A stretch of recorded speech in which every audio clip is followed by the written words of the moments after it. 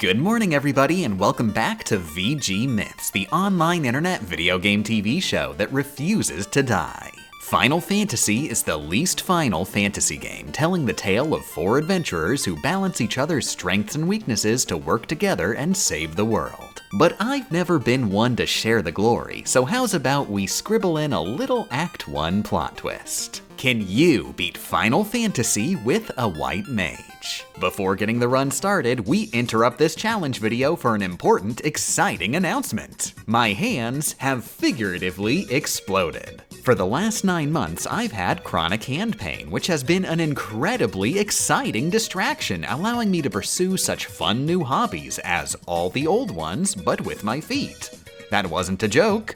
For some reason, I need to clarify that that wasn't a joke. I've been playing video games with my feet for unfunny reasons. Unfortunately, I suck at playing video games with my feet almost as much as I do with my hands, which is why this YouTube channel is now completely dead.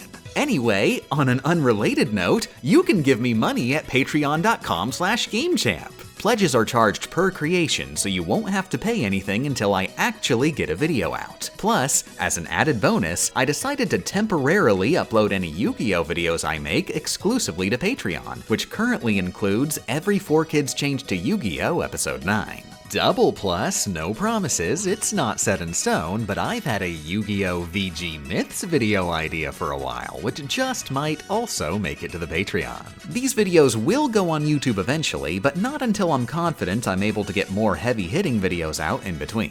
By the way, minor update from future Game Champ. Over the course of editing this video, I've actually gotten back to playing games with my hands again. Though still not quite at the same capacity as before, so don't expect Rockman 5 anytime soon. With the shameless plug out of the way, back to your regularly scheduled pain and suffering. The rules are simple. We must beat the game by defeating the final boss with a party consisting of a White Mage. If, at any point, our party consists of anything other than a White Mage, the run is forfeit.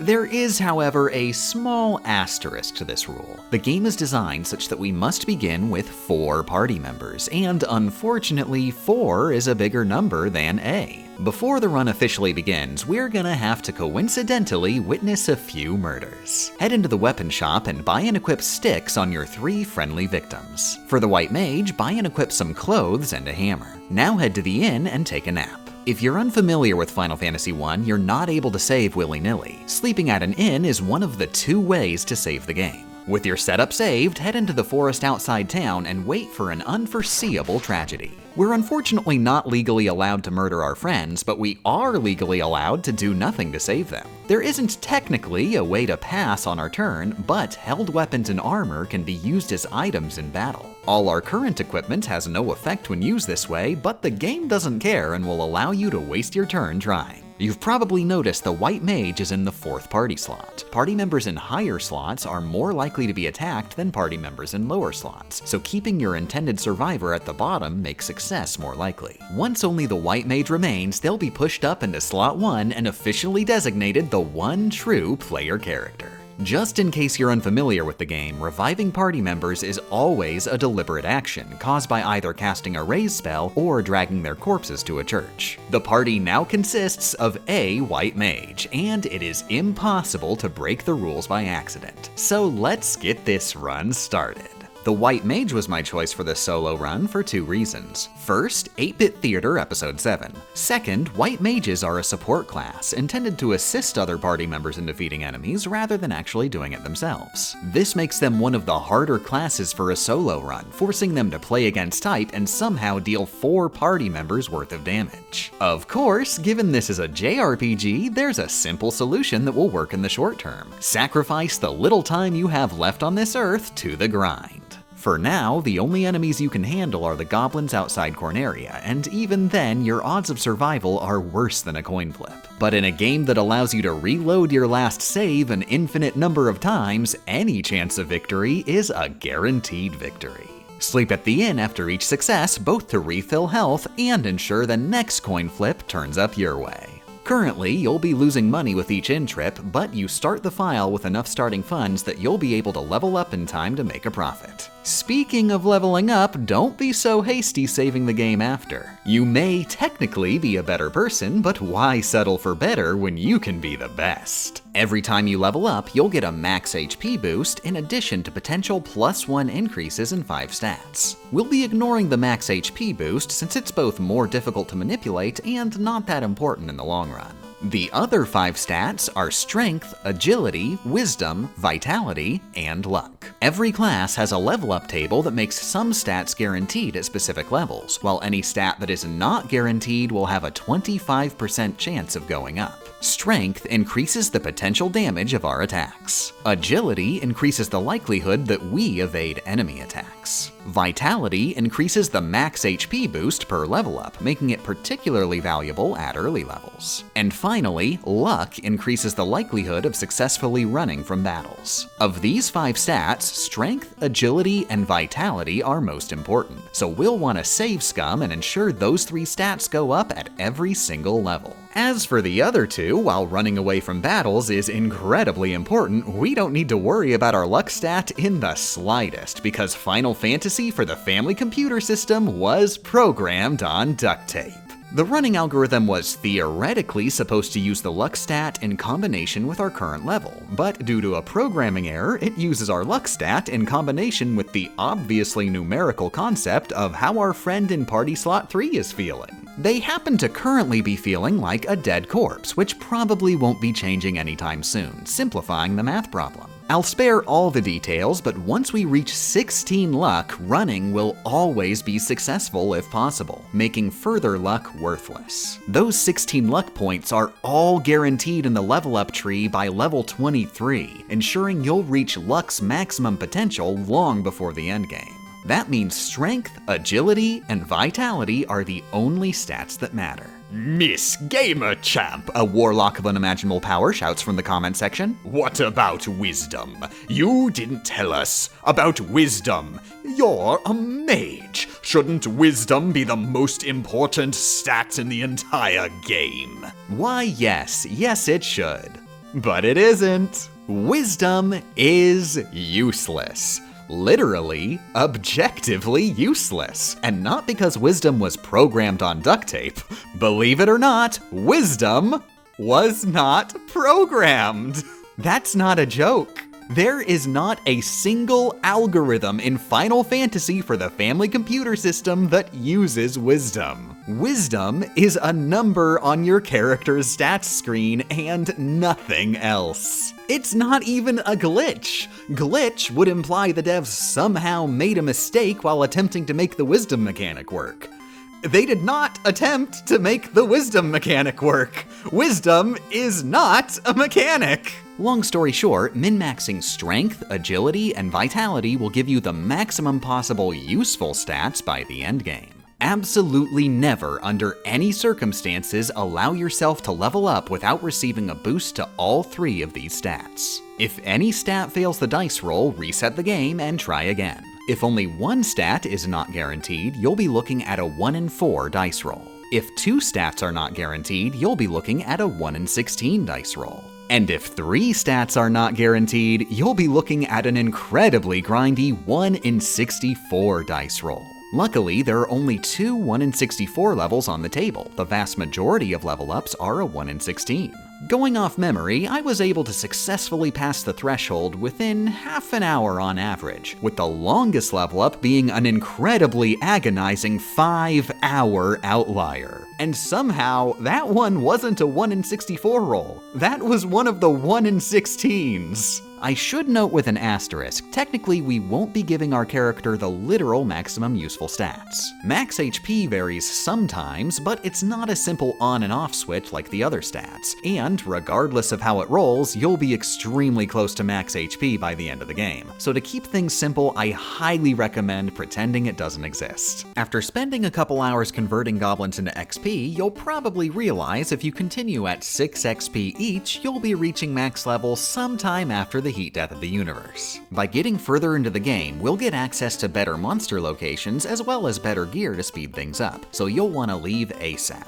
To help us move on, once you get some money saved up, spend it on a sleeping bag, which allows you to save the game on the world map, and your first 2 spells, Blink and Protect, both of which give us defensive buffs in battle. While we're here, I should also explain how magic works. If you've never played Final Fantasy I, and to be clear, I mean the first Final Fantasy I, then you will not recognize the magic system. In this game, there are 8 levels of magic, each with their own separate ammo count that goes up as you level up and maxes out at 9. You can only refill spell casts by sleeping at an inn or by using a cabin on the world map, so within a dungeon, your magic cannot be restored. Each level of magic has 4 spells available for purchase in specific shops, but you only have enough inventory space to learn 3 per level. Learning a spell is permanent, so this choice shouldn't be taken lightly. One of these 4 spells will have to be left behind. I actually made a big mistake here in my run. I was following the wisdom of a GameFAQs guide for the solo White Mage run, which recommends the level 1 spells Cure, Blink, and Dia.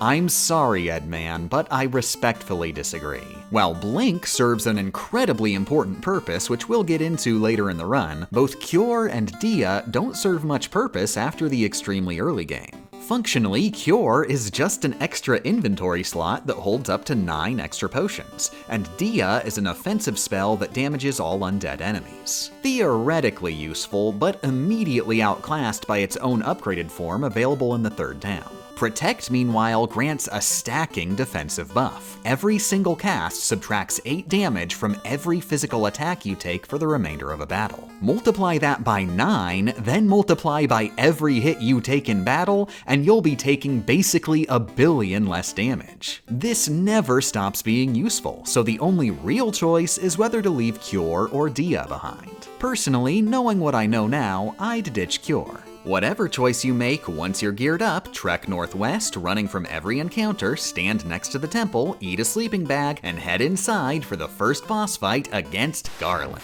Being the first boss, our strategy is simple, but will form the groundwork of how we handle most battles for the rest of the playthrough. Blink increases the caster's evasion, and after only 2 casts will make it literally impossible for almost any opponent in the game to hit you with a normal attack. Since Garland doesn't know any spells or special attacks, the only way for him to hit you is with a critical, which ignores evasion. The odds aren't that great, but Garland is directly next to the dungeon entrance and we just saved right outside, so keep running in, flailing your hammer until it coincidentally collides with Garland's face. Talk to the king and princess to advance the plot, head into town to save, walk across the completed bridge, puppeteer your dead friends into a dramatic pose, and enjoy the opening title sequence. Once said title sequence is done, immediately about face and save the game at the end so you don't have to enjoy it again, because you're probably about to join your friends. The trek to the next town is extremely dangerous, but definitely worth it since on arrival you'll be able to grind against more lucrative enemies. Prepare for the trip by buying your remaining spells, a few more sleeping bags, and a handful of antidotes and potions. To make cash for the trip, I recommend going just above the bridge. The enemies there will be a bit beefy, but Blink will even the odds for you to make off with their loot. With a stash of sleeping bags in hand, start making the trek. Remember, your goal is just to reach the next town, so if any enemies ambush you, run away. After you've made a bit of distance, bite into one of your sleeping bags to save the game. Saving on the overworld like this brute forces random battles out of the equation.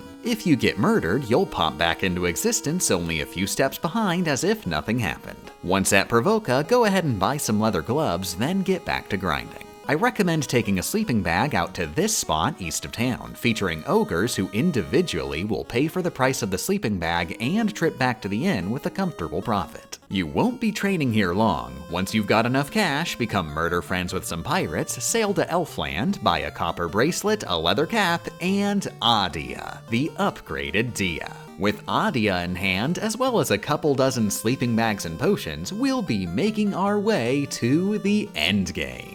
Just northeast of Provoca is a small peninsula dubbed by the community as the Peninsula of Power. If you walk around the 4 squares at the end of this peninsula, you'll encounter a few ultra-overpowered murder abominations from the end of the game, who will kill you painfully and horribly. This is caused by an oversight in the encounter system. Which set of random encounters you can meet on the overworld are determined based on where the tile you walked from is located on an 8x8 grid. The peninsula is located right here, just south of another continent. The player isn't intended to explore that upper continent until immediately before the penultimate dungeon. Though they're doing their best to disintegrate us on sight, defeating even a single enemy here rewards you with unfathomably massive amounts of EXP and gil. Blinking at them is not a viable strategy on its own, since we're basically whacking Godzilla with a squeaky toy. Reset the game over and over until you get a group consisting entirely of Minotaur zombies, who are legally undead and thus vulnerable to Adia. Spell damage calculation is unaffected by the caster's stats, so even though we're a wimpy twig of a White Mage, we're still able to deal good enough late game damage. With Adia, we're able to kill zombie Minotaurs in a handful of turns, making this grind viable. With the heist complete, take a leisurely hop back to the inn and your sleeping bag filled to the brim with gil.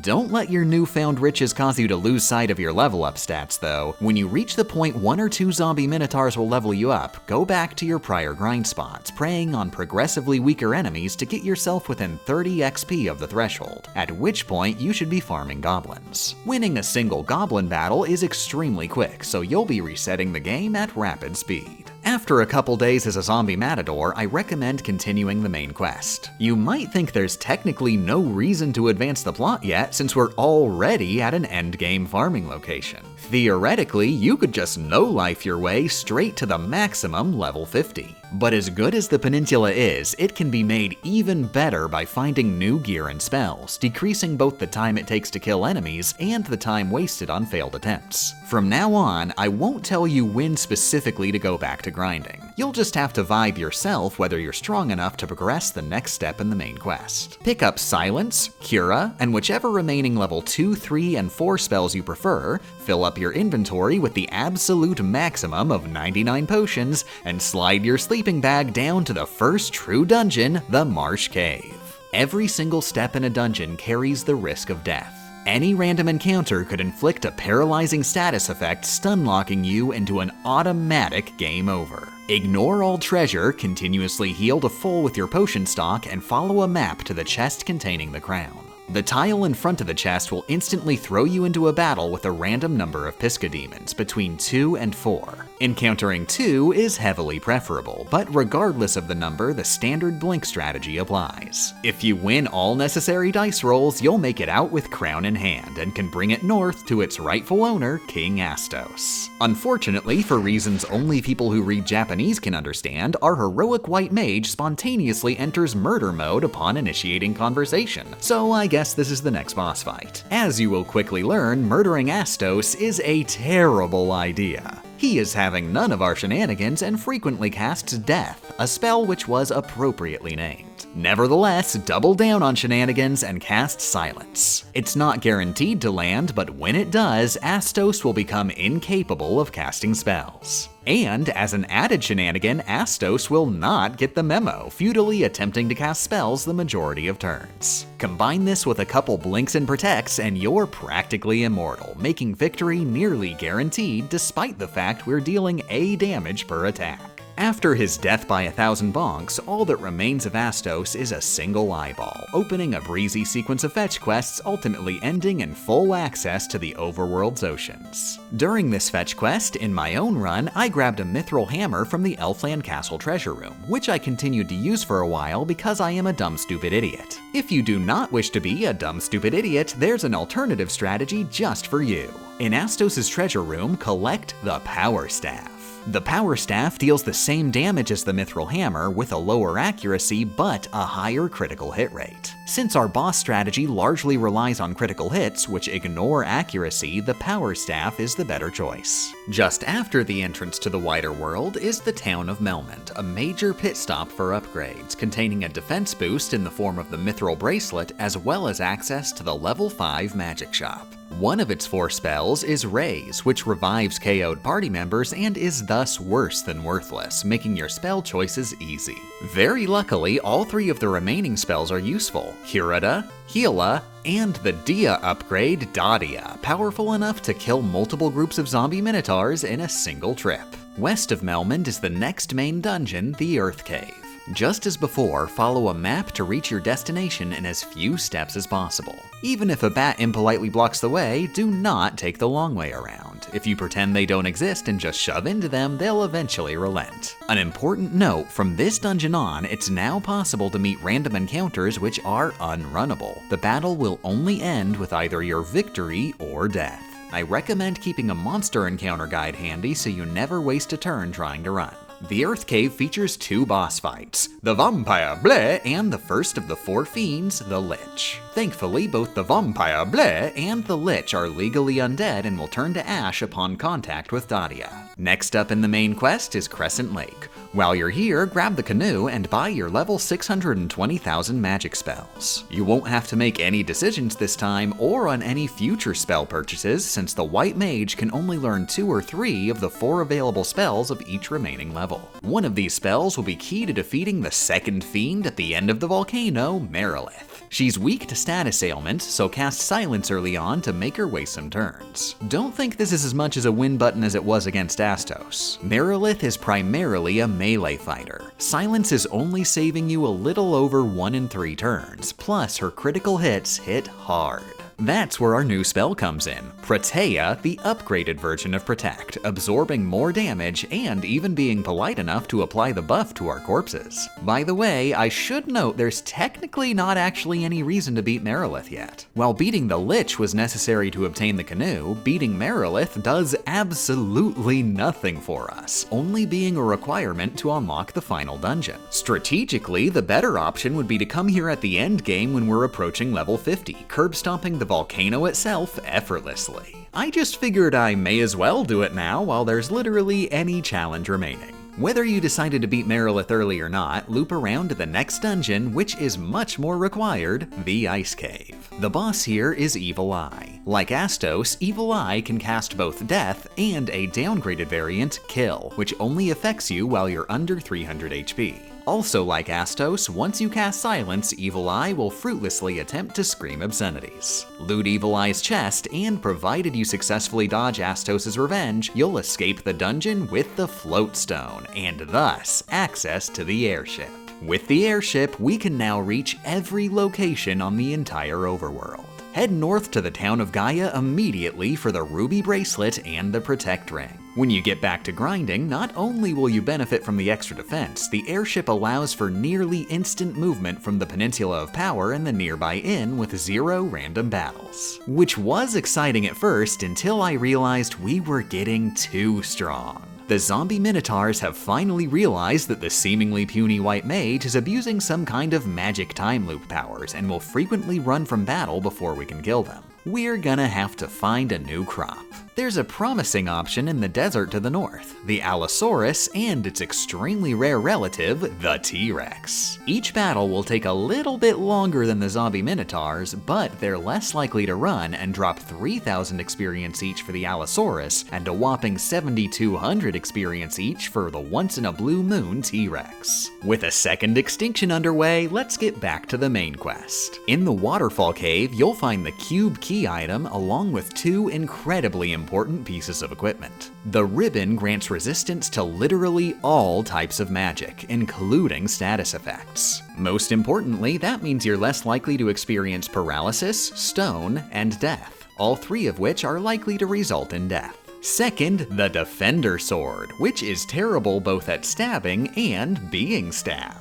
Remember way back when I said we could use weapons as items in battle? There's now finally a practical use for that mechanic. Using the Defender as an item functionally casts the Blink spell, essentially removing Blink's magic cost. Not only will you never have to worry about running out of Blink casts, all 9 of your level 1 magic casts can now be dedicated to Protect, if you have it. Plus, in the town of Onrak, you'll obtain your final 2 spells, Rahira, the best healing spell in the game, and Ba Magic, which grants resistance to all types of magic. Thanks to the ribbon already doing that, Ba Magic is completely useless, but you should still learn it because otherwise your magic list will feel wrong. Our quest for gear doesn't end in the town itself. Even more loot can be found in the 3rd Fiend's dungeon, the Undersea Shrine. Of particular note are the Diamond Bracelet, which is our final body armor, and the Mage Staff. When used as an item in battle, the Mage Staff casts Fire, dealing decent damage to every enemy. This makes unrunnable group battles far less frustrating. No longer do you have to bonk enemies one at a time. Even if your opponents are resistant to fire, the combined damage from hitting all of them guaranteed makes the Mage Staff faster than direct attacks. Less useful but still worth holding on to is the Light Axe, which casts Adia. Once you're done sunken treasure hunting, head back in to hunt the third fiend, the Kraken. Get your standard defensive buffs in, then, rather than spamming physical attacks, spam the Mage Staff. The Kraken may be resistant to fire, but it's still a more reliable damage option than critical hits. Now, this is very crucial to the run. As soon as the Kraken is defeated, immediately join your face to your palm and run backward to the Castle of Trials. Found within this optional dungeon we could have done days ago is the Rat's Tail, which can be traded to Bahamut to upgrade your character from White Mage into White Wizard. This is obviously completely banned because the moment we upgrade we would no longer have a White Mage in our party, thus invalidating the run. However, the castle also contains a couple important pieces of treasure. The Heal Staff, which will be critical later, and the Zeus Gauntlet. When used as an item in battle, the Zeus Gauntlet casts Thundera, which probably would have been really useful in the water dungeon. It also would have made grinding a lot easier. You've probably gotten used to enemies constantly running away from you and trying to pass the XP threshold to the next level. Both the Zeus Gauntlet and Mage Staff allow you to decimate an entire group of weak enemies in a single turn, near guaranteeing true victory. Once you're ready, finish a couple fetch quests, murder Link and Loto, and head into the final fiend's base, the Mirage Tower, and Floating Castle. In your initial plundering visit, grab the Protect Cape, Thor Hammer, and Raise Saber. The Protect Cape is our final armor piece, and the only item in the shield slot the White Mage is capable of equipping. Now that all 4 of our armor slots are taken by actual equipped armor, we can't hold on to the Zeus Gauntlets anymore, which is where the Thor Hammer comes in. It has the identical property of casting Thundera in battle. Since we can only equip one weapon, but still have 4 slots in which to hold weapons, we won't lose access to Thundera. Finally, the Raise Saber casts Clouda, a one-hit KO poison-type spell. We'll be using this in exactly one battle in the entire game, the boss fight against the Fiend of the Floating Castle, Tiamat. Only 2 enemies are weak to poison, and Tiamat just happens to be one of them. After blinking and protecting yourself, spam the Raise Saber until it inevitably connects, instantly erasing Tiamat. With the 4th fiend defeated and each crystal activated, only the final dungeon remains. But that final dungeon is not only the longest trek in the game, it's also the most dangerous, forcing us to refight all 4 fiends in addition to the final boss fight without the ability to refill magic in between. Don't even consider entering until you finished the final grind to max level. Even dinosaurs are now suboptimal as they run away like little Tyrannosaurus babies, necessitating a change in strategy. The rivers on the northern continents feature groups of high-level enemies, almost all of which are weak to thunder. They'll be just as scared of you as the dinosaurs, but their numbers mean you'll usually be able to stab 1 or 2 in the back. After your last couple days grinding, you'll pass the point of no return, level 50. With religiously min-max stats, you'll be sitting at 54 strength, 54 agility, and 59 vitality, the maximum possible for a White Mage. Head into town to fill back up to 99 potions, then, very importantly, start guzzling down sleeping bags with reckless abandon. All items in your inventory are automatically organized in a specific order, with potions near the end. If you clear out your inventory in just the right way, you'll only have to flick the D-pad up once to highlight potions, which you'll be spamming a lot in the final trek. Remember, I'm playing with my feet, so this helps more than you might think. With setup complete, enter the final dungeon where everything began. The Temple of Chaos. The usual dungeon trekking strategies apply. Run from every runnable battle, blink and Thundera or Fyra when locked in. This time, you'll have to juggle your weapon inventory between floors to give yourself the best options for the current random encounters. Throughout the dungeon, we'll be using the Power Staff, the Defender, the Thor Hammer, the Mage Staff, the Light Axe, and the Heal Staff. That's 6 total weapons, and you can only carry 4 at once. physical attacks are often pointless, so sometimes you may want to go into battle with your bare hands, thus opening one more weapon slot. I'm obligated to note that we are technically using our friends' corpses as extra pocket space, which some might argue invalidates the run. I personally disagree entirely, on the grounds that it's funny. In the Lich rematch, don't waste any of your magic, spam the Light Axe instead. In the Merilith rematch, silence her after you've blinked yourself. We'll want to use silence again later, so hopefully it lands within a few casts. Finish her off with either the Mage Staff or Thor's Hammer. You may notice in the footage I'm attacking her directly instead. That's because I'm an idiot. On the Kraken's floor, your potion supply will likely be getting low. That's where the Heal Staff comes in. Go up against a mob of weaker enemies, blink yourself, kill all but one, then start waving around the Heal Staff. The Heal Staff does exactly what it says on the tin, healing us and all our corpses a small amount equivalent to the basic cure spell. Since we can use it infinitely, and our opponent is dealing less damage per turn on average, it functionally acts as a cheesy and free maximum heal. Against the Kraken itself, employ no shenanigans. Blink and spam Thor's Hammer, healing as necessary. After the battle, stop next to the stairs and do a little jig to lure a random encounter and cheese back to full. In the penultimate floor, take the southern path leading to a chest containing Masamune, the final piece of gear in the game, and the ultimate weapon for every class, including the White Mage. Normally, a White Mage wielding a samurai sword would be a terrible idea, but this White Mage has been lifting. Give it a test run against the final Fiend rematch, Tiamat. Tiamat is no longer weak to poison, so the Raise Saber is out, but she is weak to decapitation. With Masamune, you'll be dealing critical hits almost every turn, dealing on average over 200 damage. The next floor is the final one, featuring absolutely no random battles. The only enemy to be found is... Never mind. Turns out there are random battles here. At least in the Japanese version, I think this might have been a localization change. Ignore the rude interruption, heal to full, enter the throne room, and speak with Garland to initiate the final boss battle. It's time to kill Chaos! Chaos has 2,000 total HP, which might not seem like a big deal when we're dealing 200 damage per turn, but he has a suite of spells including Curaga, restoring his own health back to full. Plus, since he has 100% magic defense, silencing him is a dice roll you're not gonna win. So like it or not, Chaos will heal himself. Luckily, we can plan around this. When casting spells, Chaos rotates between all his available spells in order. That means once you see him cast Curaga, you have at least 8 turns until he casts it again, on average 16 turns. Before his first cast, go all in on Blink and Protea, stopping in between to keep yourself near max HP. Once he does cast Curaga, abandon all self-preservation instincts and launch an all-out attack with Masamune. Despite all odds, the odds are in your favor.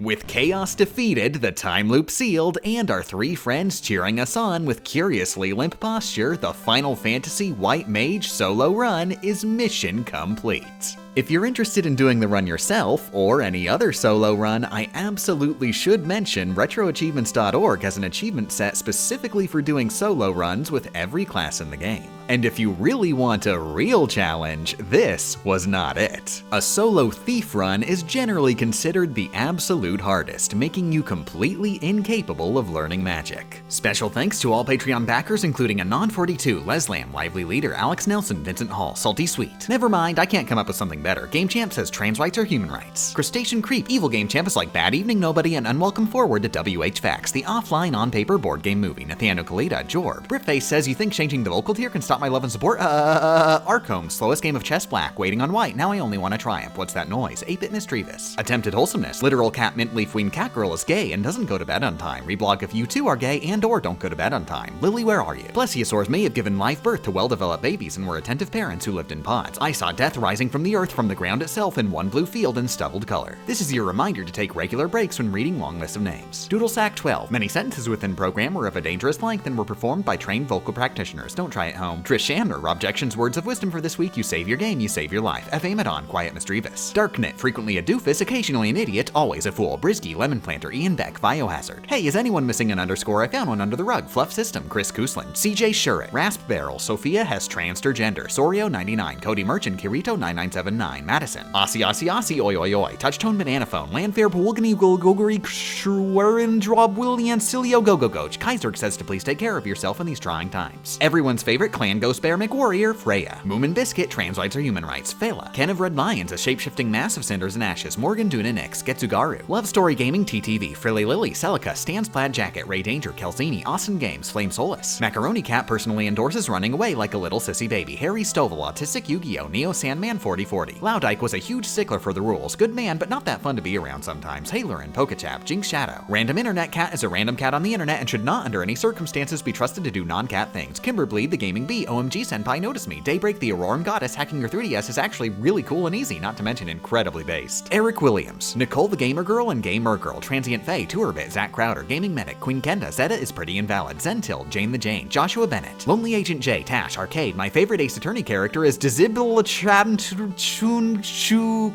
Mill. Wolfric Grayscale, the trans dragon ever. Mind Planet 84, the one free skeleton. Does Miss Champ have any name ideas? I can't think of any. Halo Lucky, Captain Skelly, Grivel. You may be the president of the United States, but I'm the Mario Party 2 superstar. Valkyrie Kane and Skullduggery Pleasant. Starfish at Large. Idrami and Ella. Nobody can block the Emerald Splash. Nero, Shadow Fox 0002. Johnny Von Tungle. CK the Penguin supports Miss Champ and states that trans rights are human rights. Eden Osp, no one can pronounce my name right. Undersea Rexy VT. Chocobo Stowe. Malachi Atkinson, Wayne Mondot. Tim Tam Tojam. Number 1 women fan Nahat. Stop Signy X. Alexander Soria, Corporal High, Detective Chio. Zytra, but this time I'm making you remember how you pronounced it last time. No easy mode this time. The Arushale Table Building Society, Cassie. Aoi Tachibano just wants to let everyone know thigh highs are really comfy and everyone should wear them. Rakuna. Your number 1 fan, 3000B, says I hope you were kind to yourself today. Smelly Melly. Quagsire is the best Pokemon. This is not a Patreon name. This is me, GamerChamp3000, genuinely stating the truth. AsoMan9001 wants to make a Final Fantasy XIV joke but doesn't want to spoil Miss Champ, and so we'll just say that they're super and assorted fruits. Let me know how much this video sucks and how to improve in the comments below. An unfinal thank you for watching and get out of my house.